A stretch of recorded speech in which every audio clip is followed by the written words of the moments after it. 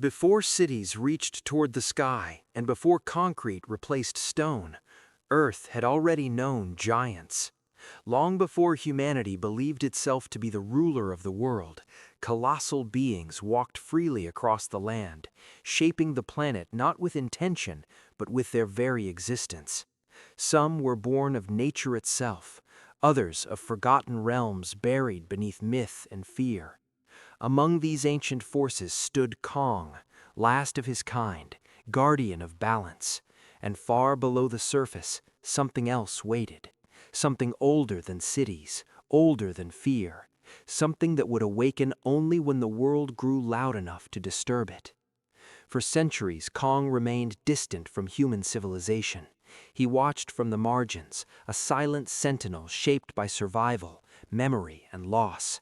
He was not a hero in the human sense, nor a monster in the way legends often describe. He was a force, one that carried the weight of extinction on his shoulders. Every scar on his body told a story of a world that no longer existed, a world where giants ruled not through dominance, but through necessity. Kong had learned restraint because he had learned consequence. But cities do not understand restraint. As humanity expanded, it built downward as much as it built upward. Beneath streets, beneath subways, beneath forgotten foundations, ancient chambers were cracked open.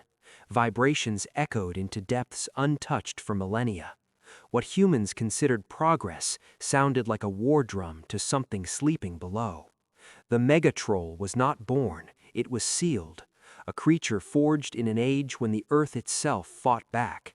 Massive beyond comprehension, shaped from stone, bone, and darkened flesh hardened by centuries of pressure, the Megatrol was a remnant of a time when the planet corrected imbalance with brutality.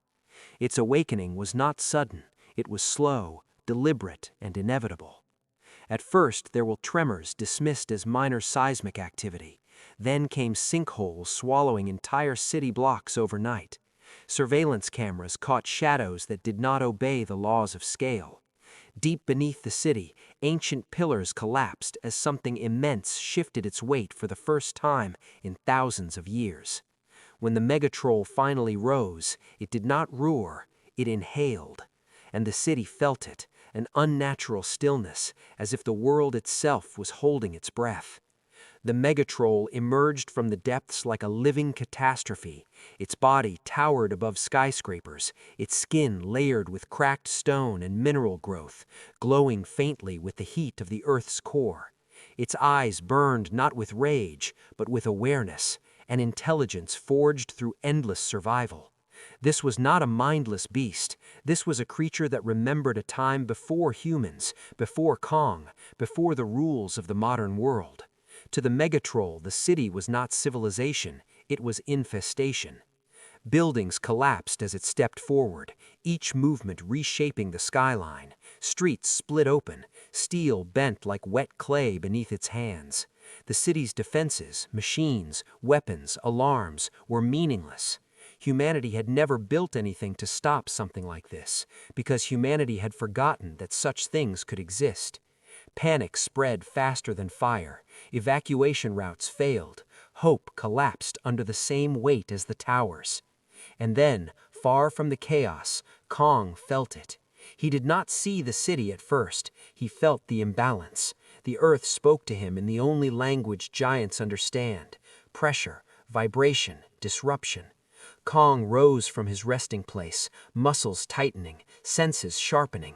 This was not a challenge, this was a warning. Something had crossed a boundary that could not be ignored. Kong had faced monsters before, but this presence was different. It was ancient in a way even he was not. As Kong approached the city, the scale of the destruction became clear. Smoke darkened the sky, fires burned without control.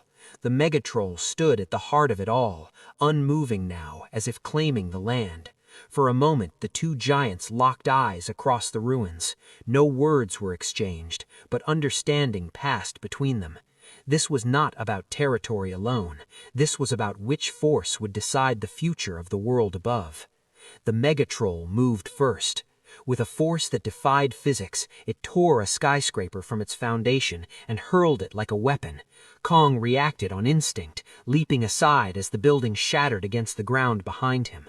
The impact sent shockwaves through the city, collapsing what little remained intact. Kong roared, not in anger, but in defiance. This was his world too, and he would not allow it to be erased. Their first collision shook the skyline. Fists met stone, bone met mineral. The sound echoed for miles, a thunderclap that rewrote the city's history in a single moment. Kong's strength was raw, honed through battle and survival. The Megatrol's power was absolute, drawn from the earth itself. Each strike carried centuries of weight. Streets became craters, towers fell like dominoes. The city was no longer a place, it was a battlefield. Yet even in combat their differences were clear. Kong moved with intention. He adapted, learning with every exchange. The Megatrol fought with inevitability, absorbing damage, responding with overwhelming force. When Kong struck, the troll barely staggered. When the troll struck, Kong was driven through buildings, his body smashing through steel and glass before crashing into the streets below. For the first time in generations, Kong felt something unfamiliar, strain. He rose again, battered but unbroken. Blood streaked his fur. Dust clung to his skin. Around him, the city burned, but civilians, tiny, fragile lives, were still trapped in the ruins. Kong understood what was at stake. This fight was no longer about balance between giants. It was about whether the world would have room for anything smaller than gods. The ancient troll advanced, each step deliberate, crushing what remained beneath it. It raised its massive arm, drawing energy from the ground itself. The earth cracked, glowing veins spreading outward. This was not brute strength alone. It was command over the planet's ancient power. Kong braced himself, knowing the next strike would decide whether he could continue. As the troll's fist came down, Kong leapt, not away, but forward. He slammed into the creature's chest, driving it back for the first time. The city witnessed something impossible. The Megatrol stumbled, not far, not weakly, but enough to prove that it could be moved. And in that moment, the balance shifted. The battle was no longer inevitable destruction. It was a test, a question written in fire and stone. Could a guardian shaped by loss stand against a force born to erase? Could intelligence overcome inevitability? As the two giants faced each other once more amid the ruins of human ambition, the city stood silent, waiting to see which legend would endure. The brief stagger of the Megatrol did not mean weakness. It meant recognition. For the first time since its awakening, the creature adjusted its stance, lowering its center of gravity, anchoring itself deeper into the ground. The earth responded instantly. Cracks sealed, rubble shifted. The Megatrol was not standing on the planet, it was part of it. Against such a being, brute force alone would never be enough. Kong understood this truth instinctively. His survival had never depended on raw strength alone. It had depended on awareness, on learning, on using the environment not as a backdrop, but as a weapon. As the Megatrol advanced again, Kong retreated, not in fear, but in strategy, drawing the creature deeper into the skeletal remains of the city, where height, space, and movement could be turned against mass. The Megatrol followed, unconcerned with obstacles. Buildings collapsed against its body, their steel frames snapping like brittle bones. But with every step it took forward, the ground beneath it weakened. The city had been hollowed by tunnels, transit systems, and forgotten infrastructure. What humans had built for convenience became a liability for a creature that relied on the planet's solidity. Kong struck from above, leaping between fractured towers, landing blows that forced the troll to shift its weight again and again. Each shift strained the ground. The Megatrol roared at last, a sound that did not echo, but crushed. Windows shattered miles away, vehicles flipped, the air itself seemed to recoil. It reached upward, catching Kong mid-leap and slamming him into the side of a tower with devastating force.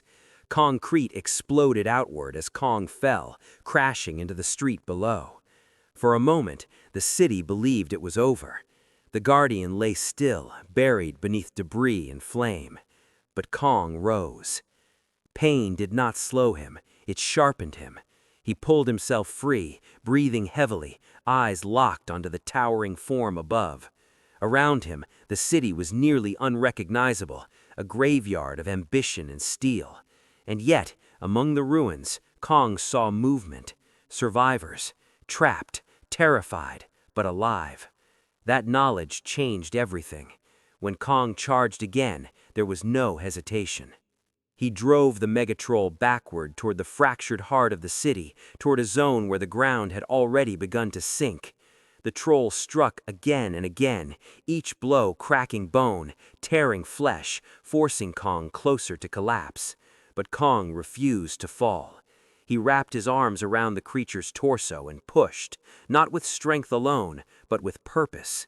The ground beneath the Megatrol finally gave way. The earth opened. The Megatrol fell partially into the collapsing foundation, its connection to the planet disrupted for the first time. It struggled, slamming its fists into the surrounding structures, pulling itself upward. The glow beneath its skin dimmed as its bond with the deeper layers weakened. Kong seized the moment. With a final surge of power, he climbed the creature's body, striking vulnerable points exposed by the separation. The Megatrol thrashed, its movements growing erratic. It was powerful, but no longer stable. The planet was no longer fully answering its call. With a thunderous crash, the creature collapsed back into the depths from which it had emerged, dragging entire sections of the city down with it. The ground sealed behind it, burying the ancient force beneath layers of stone and wreckage once more. Silence followed. Smoke rose slowly, fires burned lower. The city, broken but breathing, remained standing. Kong stood at the edge of the collapse, exhausted beyond measure. His body bore fresh scars that would never fade. He did not roar in victory. He did not claim dominance. He simply watched, ensuring the threat was truly gone. As dawn approached, Kong turned away from the ruins. He understood what this battle meant. The Megatrol was not evil. It was a correction, a response to imbalance. And in defeating it, Kong had not saved humanity from nature. He had bought it time. Time to learn. Time to remember. Kong disappeared into the distance as emergency lights filled the streets he left behind. The city would rebuild. It always did. But beneath its foundations, deeper than steel and concrete, the memory of that clash would remain. A reminder that the world was never empty, that giants still watched, that balance was not guaranteed. Legends are not born from destruction alone. They are forged in the moments when power chooses restraint, when survival chooses coexistence, and when the earth reminds humanity that it was never meant to stand alone at the top. In the end, the city survived not because it was strong, but because a giant remembered why strength exists at all.